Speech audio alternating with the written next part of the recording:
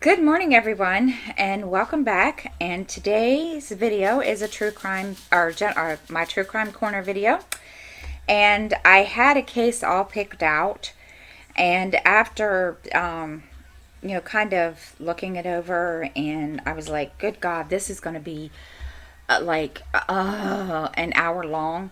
So I am going to put that off until I get all my thoughts out for that one.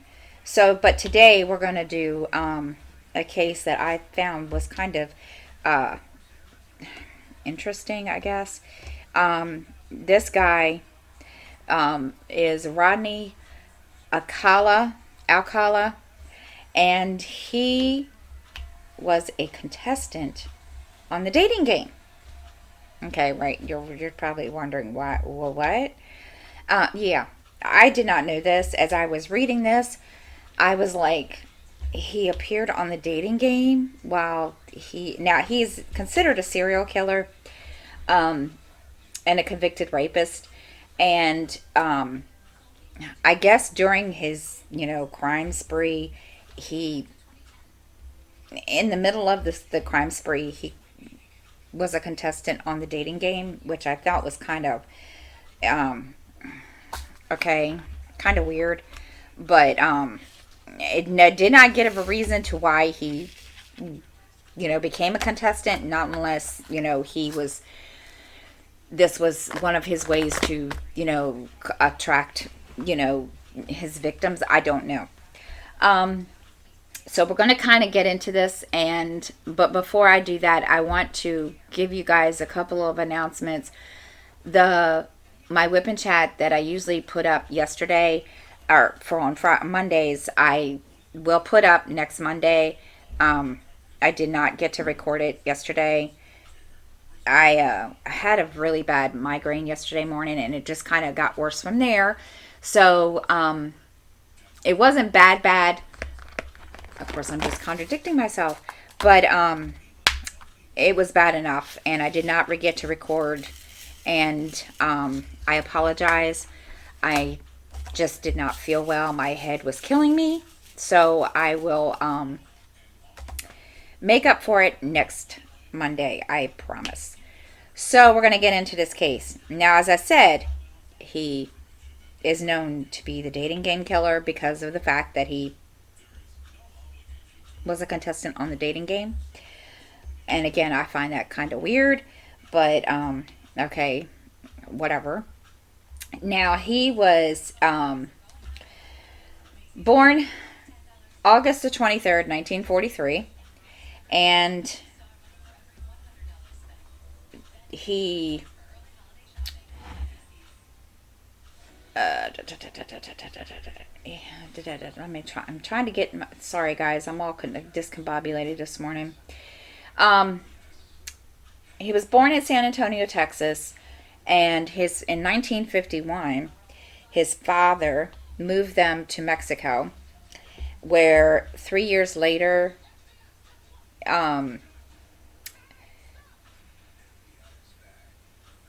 his father then abandoned them. Then eventually his mother moved them back to Los Angeles, where he lived from then on. Now, at the age of 17, he joined the army, but was later discharged because he suffered a nervous breakdown, and he went AWOL.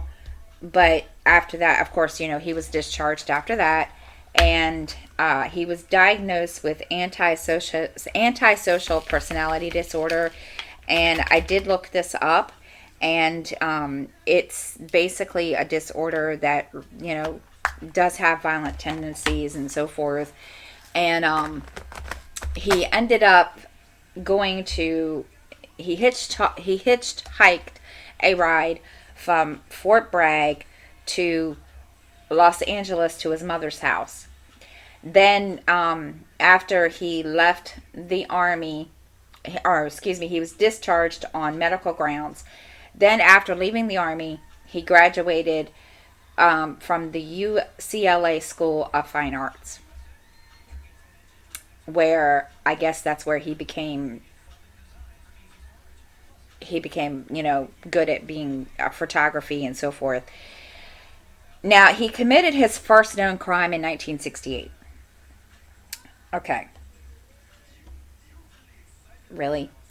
Um, that's the first known crime that we have. I don't know if he committed any more before that. He An eyewitness called police. Let me get the next symbol. I'm sitting here running my mouth and I'm not doing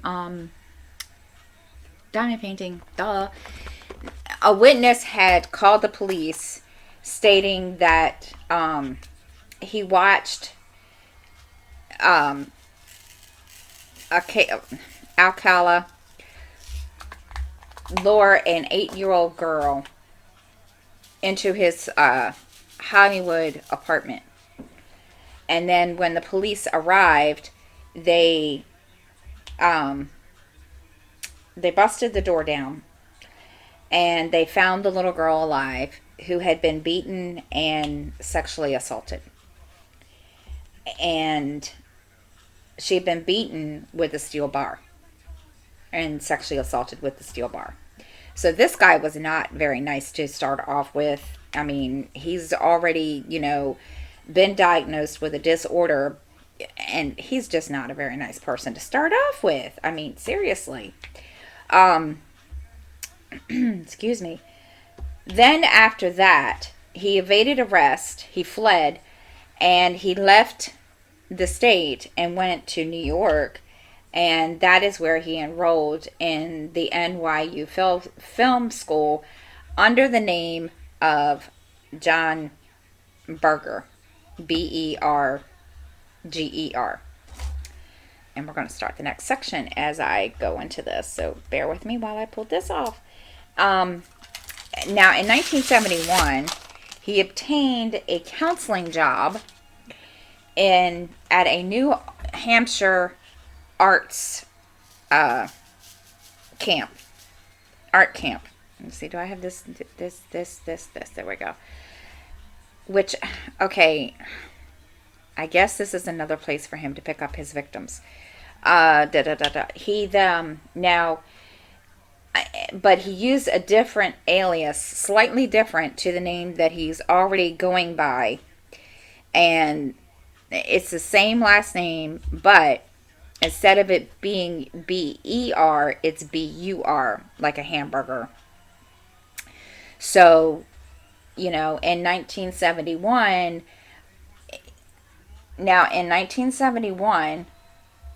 Cornelia Michelle Crilly, a 23-year-old flight attendant, was found murdered sexually assaulted and strangled in her apartment in Manhattan. And her, that murder remained unsolved until 2011, which apparently, obviously he's already, he gets convicted for that one. The FBI then added him to the 10 most wanted fugitives in 1971. So obviously he's, kind of already been, watched or being watched, and they just decided to add him then, which I think, okay, obviously it's bad enough that he has to be added to the most wanted list. Then a few months later, in 1970, or a few months later, 2 children attending the camp noticed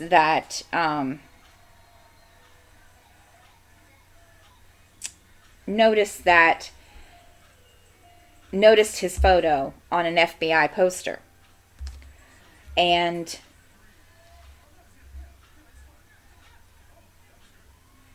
they, of course, probably, told somebody at the camp who he was. And he was arrested and sent back to Virginia. I mean, not Virginia. Good gosh. Sent back to California.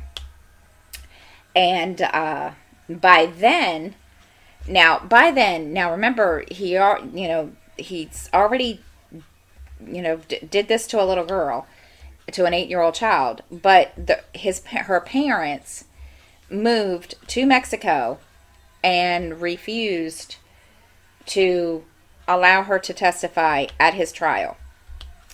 So he was permitted, he was basically forced to permit him to plead guilty to a lesser charge of assault.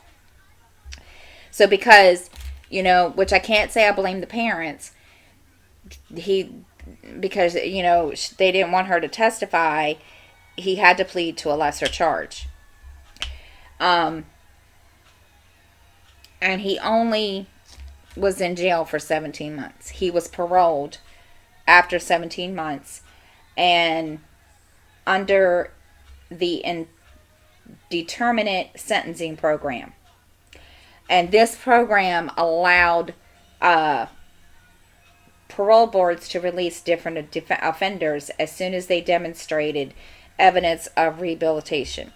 So it sounds to me like he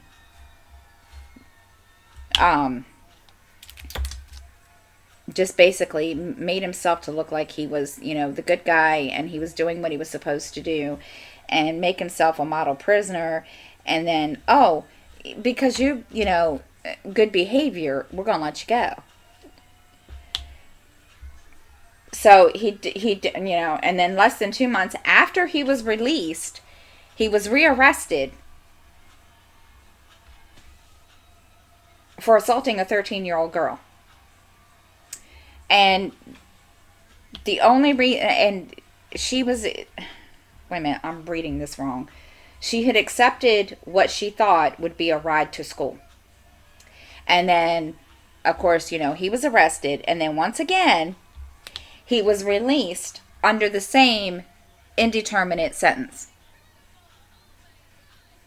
Now, I'm not sure, I'm assuming because, it was back, in 1971 or whatever, he, the crime, sentencing and things like that weren't considered, they didn't really do hard time for, things like that. And it really wasn't an awareness back then for this kind of crime. So I'm assuming because of that, he got off pretty easy for, those crimes. Now, after his second release, his parole officer took an unusual step of permitting a repeat offender that is known to be a flight risk to leave the state and go to New York City. And now I'm not sure if this is considered, if they considered this as a cold case beforehand. I don't know. It just says that after he did go to New York, the cold case investigators now believe that a week after he got to Manhattan, he killed Ellen Jane Hoover, 23, who happened to be the daughter of a popular Hollywood nightclub owner of Ciro's, and was also the goddaughter of Dean Martin and Frank Sinatra Jr., or Sammy Davis Jr., excuse me. And I don't know if he knew who she was, but her remains were found on the Rockefeller estate, which that's just kind of bizarre in its own way, because why would you put her remains on the Rockefeller estate unless, of course, there was a party there or something? I don't really know.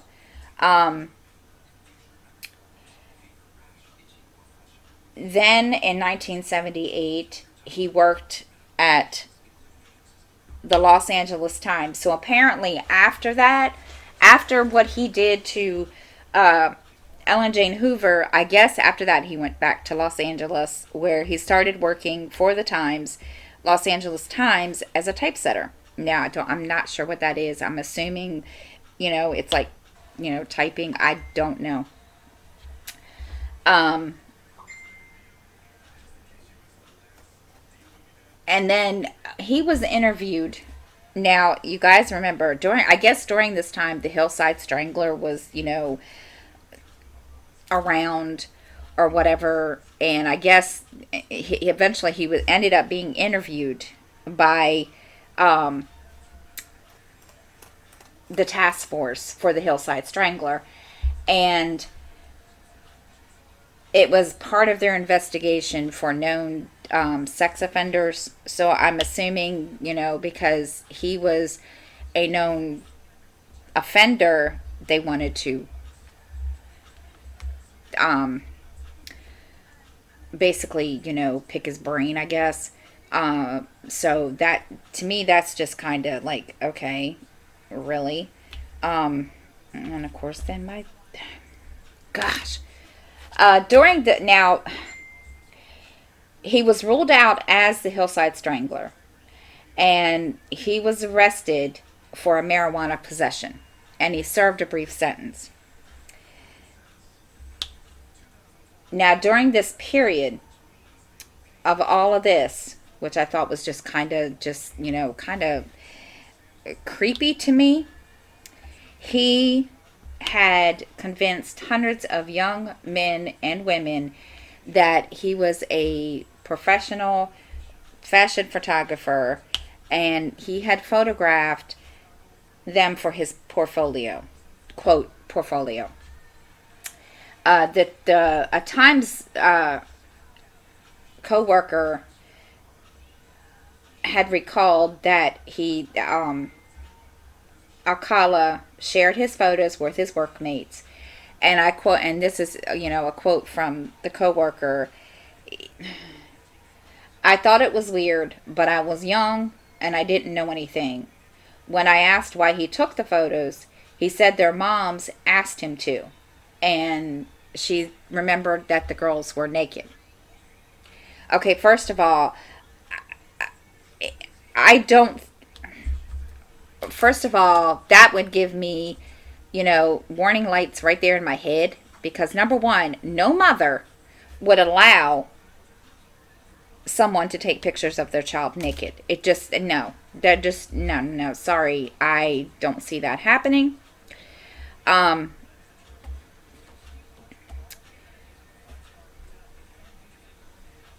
That to me is just, yeah. Then another a model,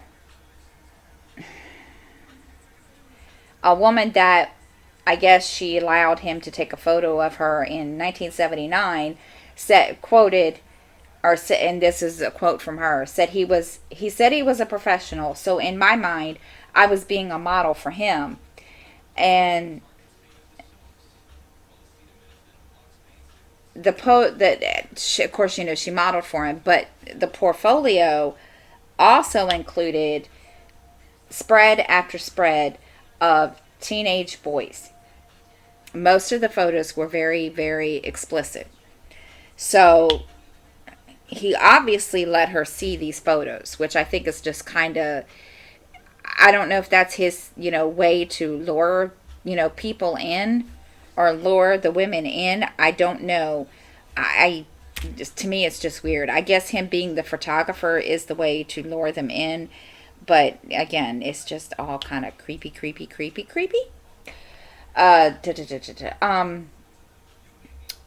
But the photos did remain unidentified, so they never identified any of the people in the photos of, these teenage boys or whatever. So that, they'd have no, they have no leads on who were in the photos. Police then feared that some of the subjects may be victims for cold cases. So in other words, these people in these photos, he could have killed these teenage boys and teenage children, and nobody knew about it. To me, that's just, okay. I just thought that was just kind of creepy, creepy, creepy. Now, 1979, according to later trial testimony, Alcala knocked unconscious and sexually assaulted a 15-year-old Monique Hoyt while she was posing for photographs. So obviously, this is his thing to, pose as a photographer and lure these women or these, and these children in so he can do his thing, as they would call it.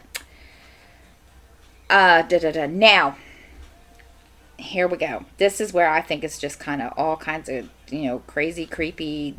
I just don't understand why he would do this. 1978, he appears on the dating game as a contestant. The host introduced him as a successful photographer who got his start when his father found him in the darkroom at the age of 13, fully developed. Between takes, you might find him skydiving or motorcycling. Now, okay. Now, another contestant that was on at the same time as he was said that he was described as being very strange with bizarre opinions. Alcala won the competition and won a date with Cheryl Bradshaw, who subsequently refused to go out with him because she found him creepy. Well, duh. I mean, I kind of think he was already kind of creepy, in the first place. Just, yeah. And obviously her, her little, whatever you call it, spidey sense or what, alarm bells were already going off beforehand. So obviously, okay. Then, now a criminal profiler, Pat Brown, noted that he had killed at least 3 women after he appeared on the dating game. So obviously, because she turned him, because this contestant, turned him down, that was his, because she rejected him, that was his reason for committing the crime. And his little, as I've from like Criminal Minds, that was his trigger.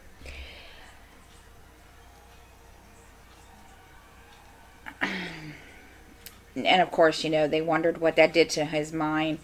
That is not something that he would not have taken well, because they don't, serial killers don't like rejection, which, okay, and I've seen a lot of true crime stories, and that's true. They don't like rejection from anybody.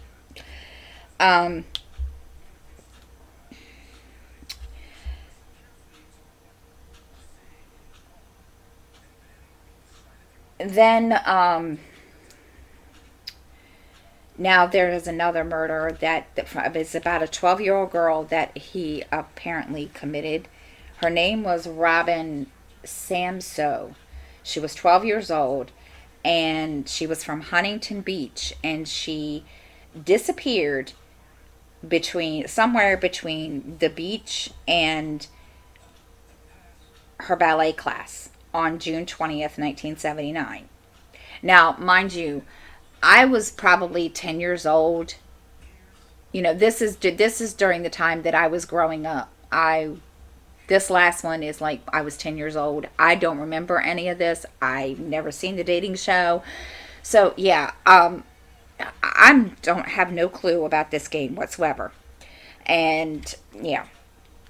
So, her body was found 12 days later in the Los Angeles foothills, and it was decomposed. Her friends told police that a stranger had approached them on the beach and asked to take their pictures. So, see, this is what I don't understand. Back then, I guess not. Not a whole lot of people were kind of, you know, it's not like it is now where you are always on your guard, especially kids wise, where kids learned about stranger danger. And back then, I don't think it was really a big thing. Back then, it's kind of like it was a lot of different. It was a lot different back then. I've asked my mother about my time when I grew up. She said it was a lot different than it is now. You didn't have all this, all the craziness that you have now. I mean, you did, but I mean, yeah, I don't know how to explain that. So, they did get a sketch of the person, and they passed it around, and Alcala's parole officer recognized him. So during the search of his mother's house in Monterey Park, they found a rental receipt for a storage locker in Seattle. And in this locker, they found Sam So's earrings. He was arrested in July of 79 and then held without bail. And in 1980, he was tried and convicted and sentenced for death of her murder. But now, the verdict was overturned by the California Supreme Court because jurors had been improperly informed of his prior crimes. And in 1986, a second trial, virtually identical to the first, except for omission of the prior criminal record, he was then again convicted and sentenced to death. And they nullified, the Ninth Circuit Court of Appeals nullified the second conviction, in part because witnesses were not allowed to support Alcala's contention that the park ranger who found Robin's body had been hypnotized by police investigators. Really? They're going to use that as an excuse? That makes no sense to me. It really doesn't make any sense to me. I don't understand how that could be nullified because of that. I didn't think hypnosis was a something that police officers use, but then again, I could be wrong. I've never heard of it being used. I mean, I've seen it, like on TV shows and so forth, but I've never seen it used. I don't know. So then, of course, they started preparing for the third trial. And while they were doing that, there were more victims that,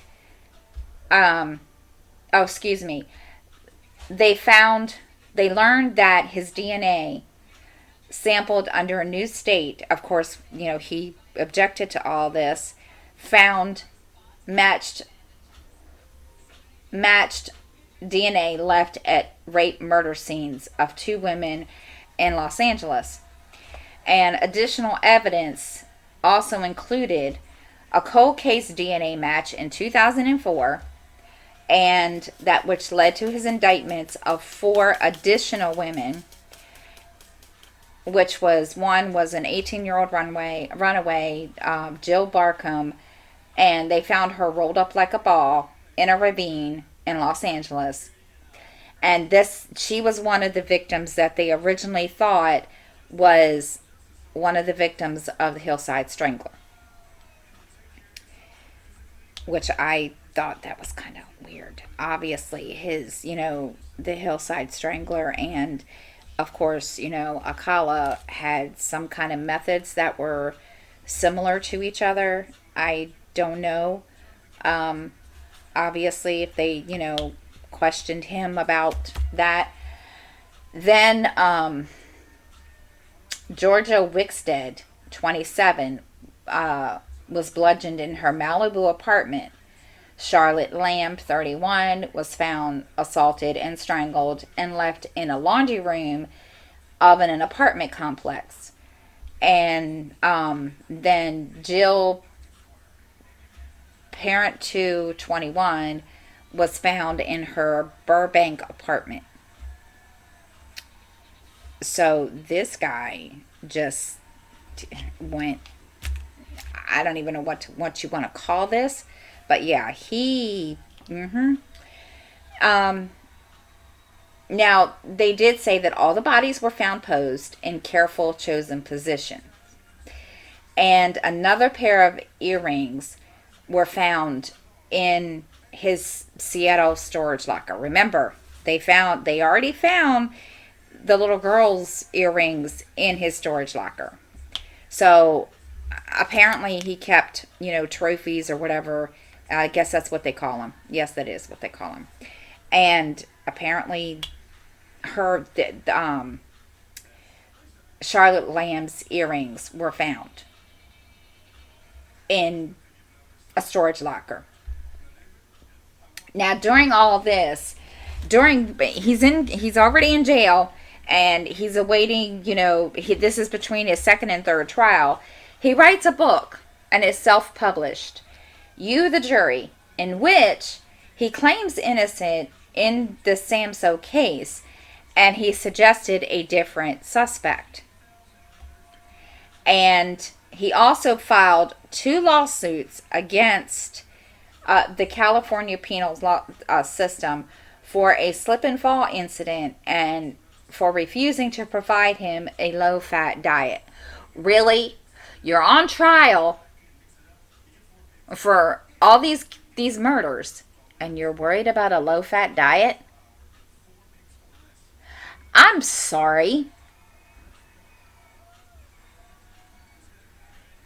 That makes no sense to me whatsoever.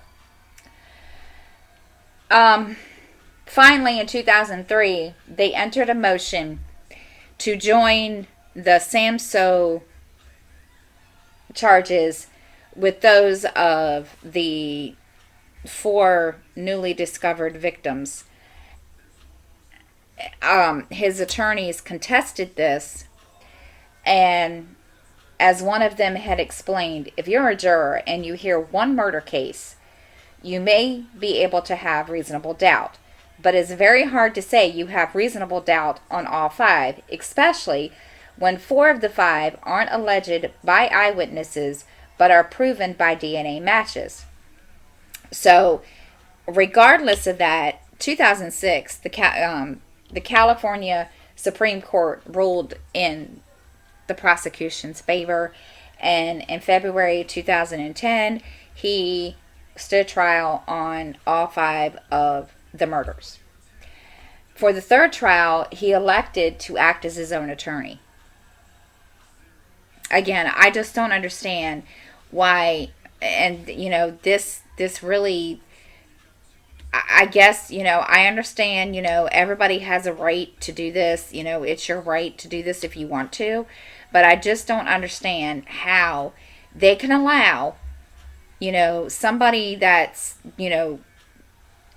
especially when they've already got him dead to rights on most of these cases, why they would allow him to go ahead and be his own lawyer.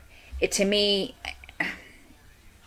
I don't know. I mean, I'm not saying, he shouldn't be allowed to do that. I mean, that's his legal right to do that.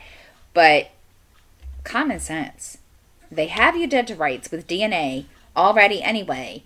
So why would you want to go ahead and basically be your own lawyer? Makes no sense whatsoever. He took the stand and for 5 hours played the role of both interrogator and witness and asking himself questions. And he addressed himself as Mr. Alcala in a deeper than normal voice. Okay, right there, that tells me there's something totally, completely wrong with this man. First of all, yeah, um, which I think is kind of bizarre and weird. Now, during this bizarre self-questioning and answering session, he told the jurors, and most of the time he was rambling, that he was at Knott's Berry Farm applying for a job as a photographer at the time that Samso was kidnapped. And then he showed the jury a portion of his 1978 appearance of the dating game, an attempt to prove that the earrings that were found in his storage shed or storage locker were not his, or were his, but Samso. Um, Now, Jed Mills, I guess apparently he's an actor now. I did not find anything about him at all whatsoever. Who competed against him on the show, told the reporters that the earrings were not yet a social accepted accoutrement for men in 1978. So apparently he tried to say that he wore, you know, these earrings when he was on the dating game, when he made his appearance. And to me, that just, I'm sorry. Um, yeah, just weird altogether. Kind of awkward. Um,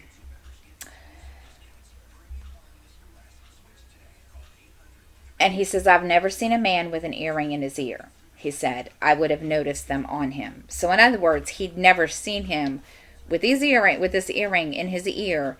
And so that, shot a hole in that.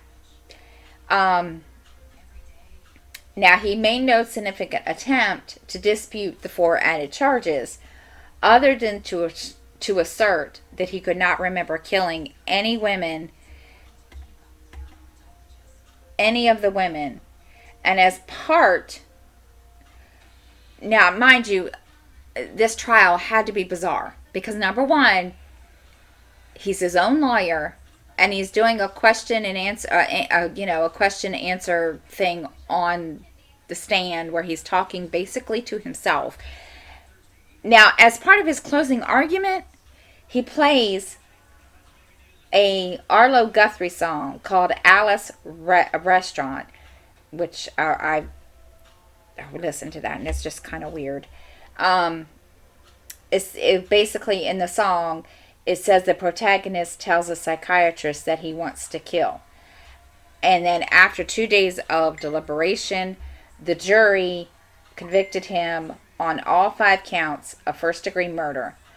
And there was a surprise witness.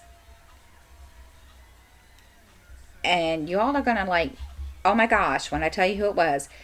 The little girl, Tally Shapiro, was a surprise witness. And that kind of nailed it that kind of put the last nail in his coffin, so to speak. Richard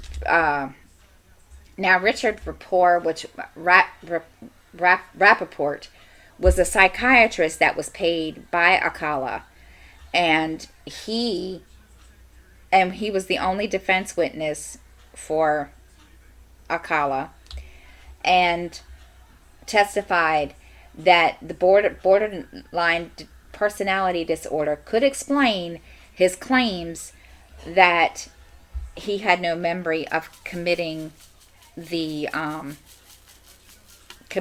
crimes. But the prosecutor argued that Alcala was a sexual predator, and he knew what he was doing, and he just didn't care. So then in March of 2010, he was sentenced to death for the 3rd time. So my common sense is you go through these 4 trials, common sense, or these 3 trials, common sense, You've already been sentenced and convicted for the first two. Or why would you bother trying to get away with it again when you're going to get sentenced again, knowing, okay, you already been convicted before? What's the point of trying to go again? Now, he did have unidentified photographs, and hunting the Huntington Beach and New York City Police Department released 120 of his photographs and sought the public's help in identifying them in hope of determining any of the women and children he photographed were additional victims. Approximately 900 photos could not be made public because they were too explicit. In the first weeks, the police reported that approximately 21 women had come forward to identify themselves, and at least 6 families said they believed they recognized loved ones who had disappeared years ago.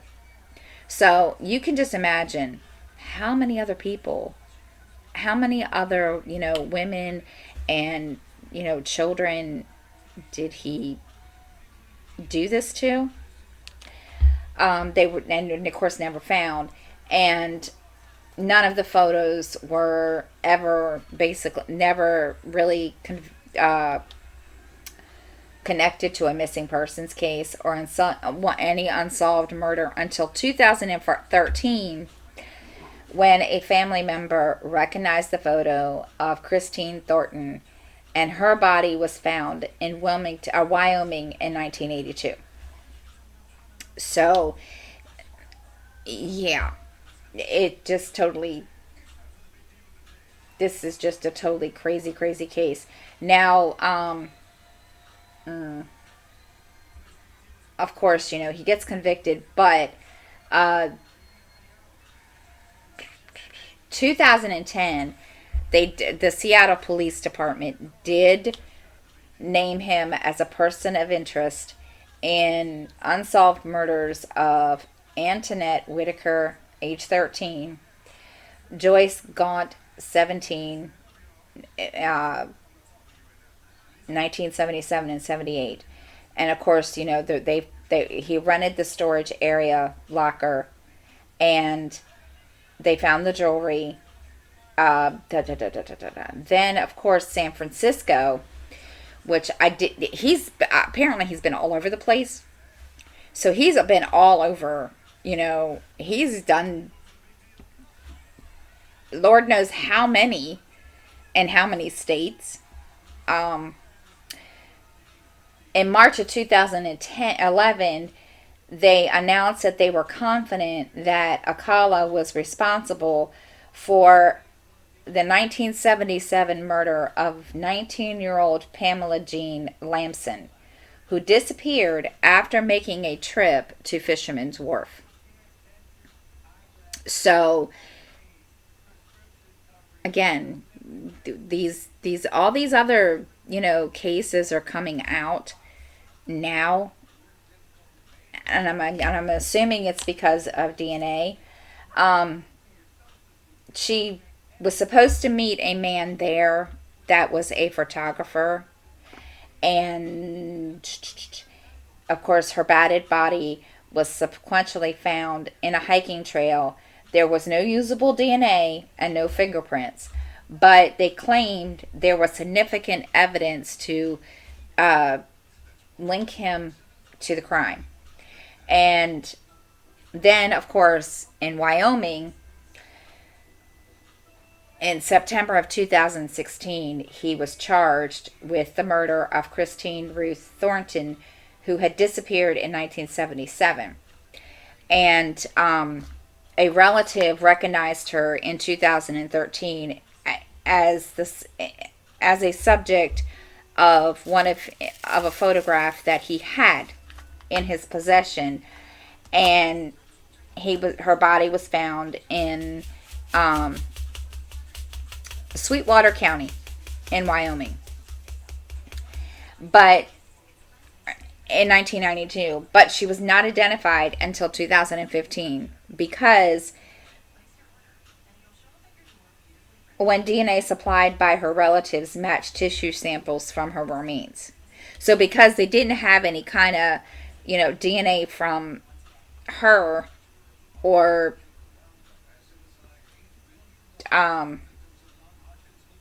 anything to match her DNA to, they couldn't identify her. Which, now he admitted to taking the photo, but he does not admit to, killing her. So basically they were still, even though after he's sitting in jail, they're still, after he's been convicted, they're still finding bodies that he possibly could have, killed. And which I found was kind of interesting because,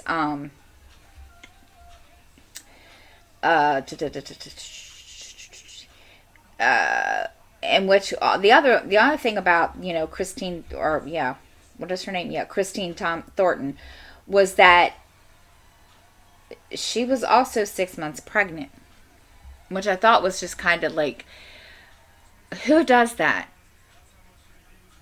Who does that to somebody?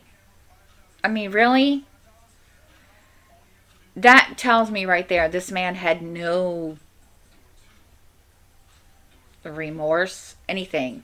I mean, the woman was 6 months pregnant. He just didn't care, obviously. Then, now, which I think is kind of funny,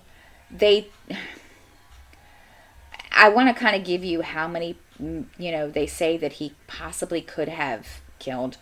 And you all, they're probably like, really?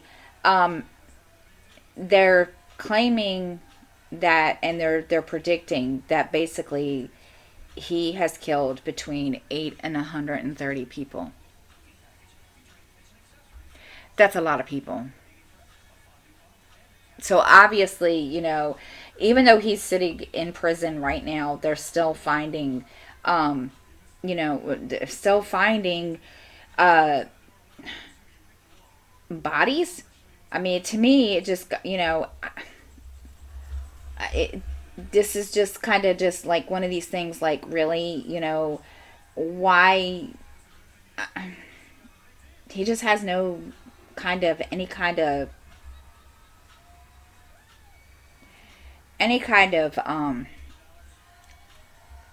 remorse, and it's just weird. But they did have a movie about him, and it's a biographical film about his life, which is titled The Dating Game Killer. And it is now